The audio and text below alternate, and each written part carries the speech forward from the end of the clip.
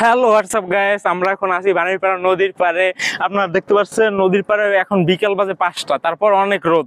এই রোদে আসলে থাকার মতো না। তো আপনারা শেষ পর্যন্ত ভিডিওটা দেখতে থাকেন। নিচে মোর ভাই বেরাদাররা বই রয়েছে বা মোর টিম মেম্বারও কওয়া যায়, দর্শকদের একটু হাই হ্যালো দিয়ে দাও।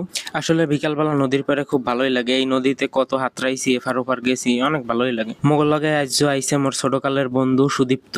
জীবন থেমে থাকে না, নদীর মতোই বহমান। এই ঘাটে প্রতিদিন জমে ওঠে মানুষের ব্যস্ততা। কেউ ফিরছে বাড়ি, কেউ ছুটছে কাজের টানে। রিক্সা, লঞ্চ, মানুষের হাঁটা চলা সব মিলিয়ে যেন একটা জীবন্ত গল্প। এই জায়গাটা শুধু নদী পারাপারের না, এখানে আছে জীবনের স্পন্দন। একটু থেমে তাকিয়ে দেখলেই চোখে পড়বে নীরব শব্দে সময় বয়ে যাচ্ছে আপন ছন্দে। সন্ধ্যা নদী বরিশাল বিভাগের অন্যতম গুরুত্বপূর্ণ নদী, যা বাণীরপাড়া, উজিরপুর, গৌর নদী এবং আরো কিছু উপজেলারে একত্রিত করছে। সন্ধ্যা নদীর উৎপত্তি আসলে মধুমতি নদীর দেয়া, যা দক্ষিণের দিকে প্রবাহিত হয় কীর্তনখোলা সুগন্ধ নদীর সঙ্গে মিলিত হয়েছে। সন্ধ্যা নদীর পাশ দিয়েই গড়ে উঠছে বাণীরপাড়া বাজার। শহরের যাতায়াত, ব্যবসা বাণিজ্য, এমনকি জীবনধারার সঙ্গেও নদীটি নিবিড়ভাবে যুক্ত। অনেকেই নদী থেকে মাছ ধরে জীবিকা নির্বাহ করে। আরে ভাই, শহরের পোলাপান যখন উবার দিয়ে চলাফেরা করে, মোরা তখন ট্রলার দিয়ে নদীর বুক চিত্রে বাইরেই যায়। এই ডেমোগো বরিশালের বাণীরপাড়া, আর নদীর নাম সন্ধ্যা। শুনলেই মন শান্ত হয়ে যায়। বুঝলাম মনু। ট্রলারে উঠছি, বাতাসে এমন ধাক্কা খাইতেছি মনে হইতেছে হাওয়াই জাহাজে উঠছি। মোগল গিয়ে এই ট্রলারই মার্সিডিজ বেঞ্জ। মোর বন্ধু কইতেছে লাভ দে এখনই বাইরে লই যাবি। এর মধ্যে গড়ে যায় একটা খুবই দুঃখজনক ঘটনা। মোর বন্ধু প্রান্ত ভিডিও করতে আছে মাইক্রোফোন লাগাই, এর মধ্যে হঠাৎ করে মাইক্রোফোনের ক্লিপ পড়ে যায়। স্লো মোশনে আপনারা দেখছেন যে মাইক্রোফোনের স্প্রিং পড়ে গেছে।